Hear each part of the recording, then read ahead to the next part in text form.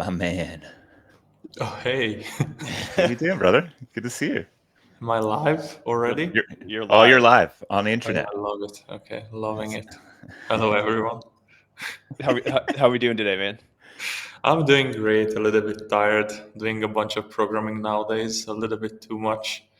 I would say I just had a conversation with my co-founder, who is actually my brother. And like when we started the business, I was solely responsible for the business side, and he was doing like everything development.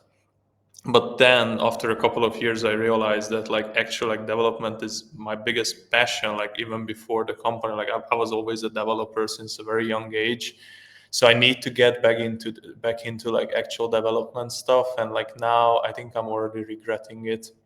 It's just too much.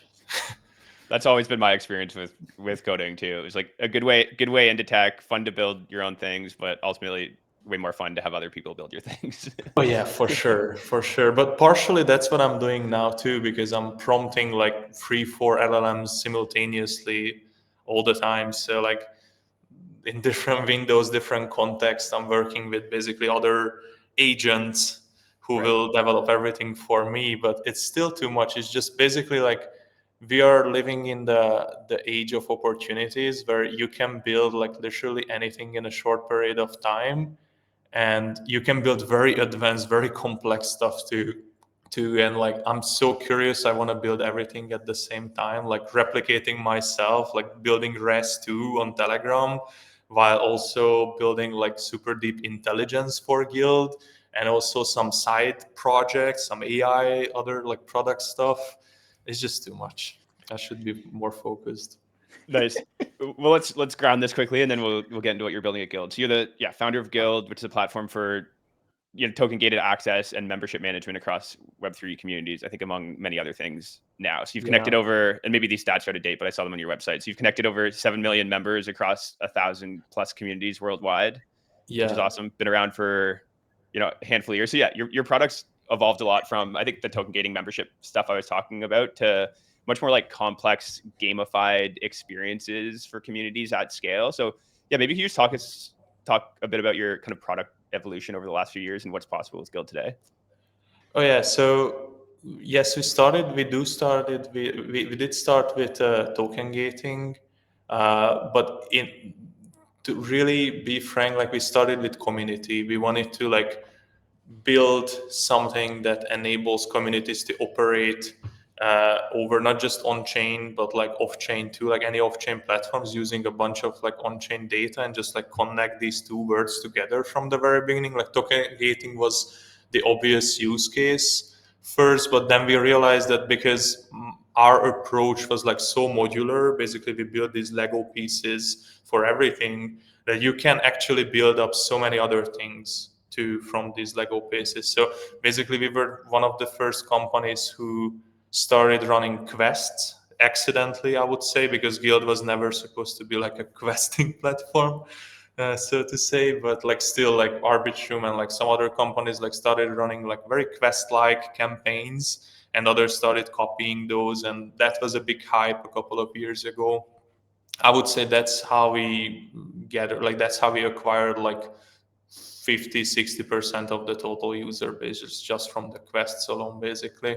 And since then, because of the modularity, we continue to like pioneering and like inventing new use cases alongside with other companies, like even like Zora, like basically the commemorative NFTs, and like because Guild, you can also launch NFTs on Guild. Like we were the first to create it, like gated NFTs, so like basically commemorative NFTs, but you actually have to prove that you did something on chain before you can mint out the NFT, and not just based on an allow list like most people do still nowadays, but like actual like dynamic access control between the action and the acquired NFT.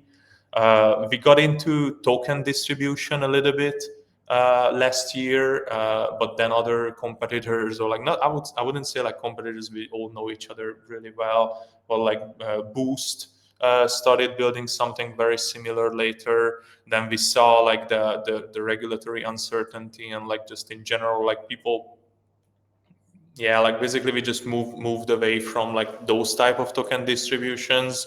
But like still what we did for the last couple of years really deeply is like providing more and more intelligence to the companies using Guild.xyz, because once you already onboarded like hundreds of thousands of members to your guild, we are the ones who are connecting their identities across the platforms, across like on-chain and off-chain, and we can associate certain valuable, mostly just public data points, but still because we can like associate these public data points, we can surface highly valuable contributors, potential developers, all sorts of people you want to have in your ecosystem. Cool. So Yeah, personally, that's a very exciting part for me. Like that's why we build the CRM. That's why we're building analytics products nowadays. yeah, let's dive a bit deeper into that, because token gating is very easy to understand, but when you sort of think about really unlocking more of the value based on either the members in your community, the users, or I think broadly across the platform, like what's sort of the magic that you're able to unlock there? Yeah, so one example I really like is like when Socket.tech, like the bridging company, got hacked a couple of years ago. They used Guild to identify the people who got hacked and to reach out to them through Discord. Because Guild was able to like see like what are the social accounts belonging to those wallet addresses.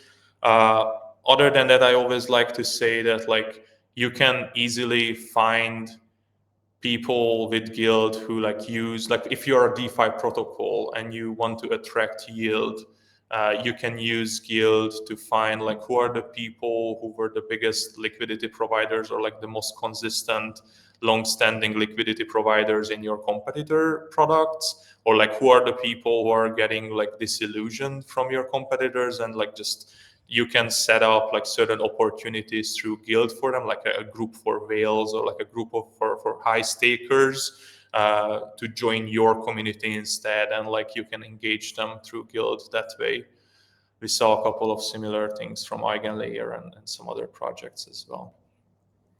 I'm curious if you think we've like made any meaningful progress since the DAO days and how to build communities and coordinate humans at scale around tokens, or if we're still just kind of flailing about doing the same things. I think we made significant progress. I think what a lot of people misunderstood back in the days is that because our technology is decentralized and it's such a fundamental part of the technology to like really build it in a permissionless and transparent and like way, people had this assumption that like when we build like social structures, they have to be like fully decentralized and permissionless and fully transparent too. And that was like obviously not the case. For healthy human relationships, and especially not just small but at large scale too, you cannot make everything like permissionless, you cannot make everything decentralized. Like you can of course like still stick to like certain like democratic ideas and like ideas to like democratize opportunities over the internet, over on chain, but like still I think what many people fail to understand is like you better follow the traditional well thought out structures of like building organizations and building communities, and for that you need a lot of privacy, you need a lot of like basically like that's why we introduced, for example, like the hidden roles and the secret roles. A lot of the stuff on Guild is like, I would say even like 80% of the stuff on Guild is not visible by default. Like you have to engage with the Guild, you have to join, you have to do certain things to unlock further opportunities, and as you like progress in your journey, you unlock more and more, and that's the journey that we want to create for most users to like really get familiar with the product of the Guild and like the community of the Guild. So yeah, I think we improved a lot on that front. The problematic part of that is like we had to like move away from the technological foundations, because a lot of privacy is just not possible today on chain. You cannot do everything on chain if you actually want to keep secrets from your community, or at least like to certain stages, like you want to introduce information gradually to your community members. But I really hope that in the future this will change too, and we will be able to like do more and more on chain without trusting some even like a secure computing unit, or like any like I don't want to trust even hardware. I only want to trust the math. I want like pure cryptographic guarantees that if I put something on chain, that's going to stay secure. That's going to stay a secret. Trust the math. Uh, I think you tweeted last week that 1 year ago, one on-chain campaign broke our infra, and it was clear we needed to fundamentally upgrade Guild. So you started to rebuild the whole platform, and you just announced it again, I guess, last week. Take us back to that place where you made the big decision where you needed to rebuild your entire platform. I kind of went nuts, but I think you remember that we met in Los Angeles, and that was like part of the height of the on-chain craze on Farcaster, because like basically I will tell you the story just very quickly. I was generating like little funny images with ChatGPT, because ChatGPT even back then had like incredible capabilities to like manipulate images, and one image really like stood out, and like I sent it to my brother that like, hey, if I put this out on chain on Gil, like, would you mint this out for $30? And he was like, oh, of course, I would mint out 10. And I was like, all right, yeah, let's put this out. Like at least 1,000 people will mint it out. Like we were just like joking basically. And I put it out, and really like 1,000 people minted it out basically.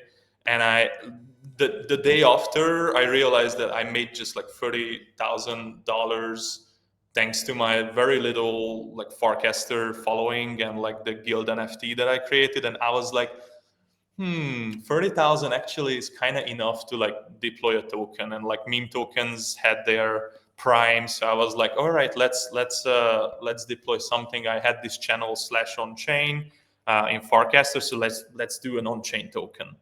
That sounds just about right. So I deployed it out, and like we really didn't think that it will pick up, but basically in a couple of hours it generated like a couple of $1 million of volume. I think in one day it generated like $3 million in volume, and it spiked into like $100 million valuation just because I launched it, and people got crazy about like Guild founder doing something finally on chain. So yeah, basically that kicked off that craze. And like from then on, I started introducing new quests, because basically this NFT was part of the on-chain Guild, and I wanted to like really demonstrate the power of Guild. Like I realized that like all the lights are on me right now. Everyone is watching like what I'm going to do next. So let me just like demonstrate the power of Guild. So I release new secrets every day, like 3, 4, 5 secrets every day, until we got to a point where I had something like 230 secrets on the on-chain Guild. And if you think about it, that means that like whenever someone joins the Guild, we check 230 things behind the scenes, which usually like requires not just one, but more like 2 or 3 API calls each. So it's like 500 or like 1,000 API calls for every single user. And I had like more than 10,000 people coming to the website every day and like clicking the little button to like run all the checks over and over and over again. So basically it just started breaking our infra. Like not like our infra is not scalable. Even back then it was super scalable, but like basically the amount of API access checks and everything, it was just started causing problems. And my brother was telling me that you should like shut this down or like do something. Like this is not going to make it in the long run, or at least like don't add more requirements. So basically I had to like recalculate the strategy, and eventually I settled on I will just rewrite everything from scratch. I realized that our system is already like way too complex. It had like 200 or 300,000 lines of code, so way too much. The DB looked like shit. Like it was really like an ancient pyramid, like layers on top of each other. Like who knows what it was in originally. Yeah, so kind of like that's what went down in my head. I wanted to like just rebuild everything on my own first, because the team was obviously against the whole thing. They were like, oh no, crazy dude, like you're not going to rewrite this entire thing. And I demonstrated like rewriting it in a better way in a couple of months, And then basically that convinced my team that they can actually rewrite this in 6 months in a proper way. So in January they started the work, and here we go now. We have a completely new product, much smoother, much faster, and like it's incredibly scalable now. Like we have such a robust infrastructure for managing these like API calls and like data collection, that it's going to be incredible for the next couple of years. So yeah, we'll restart, I think, the on-chain campaign even too. Let's go. All right, maybe just before we let you go here, give us the pitch. Who are you looking to talk to? Who's a great customer for or user for Guild today, and how do they go get using it?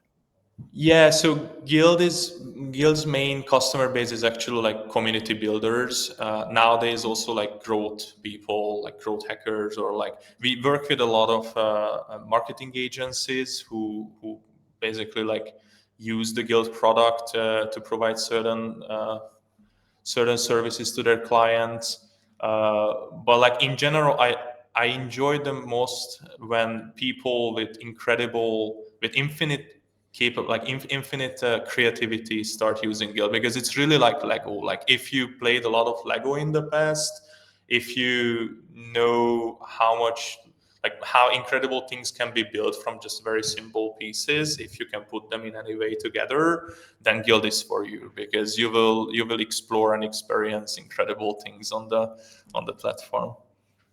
Great place to leave it. Raz, thanks for hopping on, and good luck with your team of agents. It sounds like they're keeping you up late at night, but my guess is that's excitement and opportunity that's really doing it at the core. So excited to see what you guys build.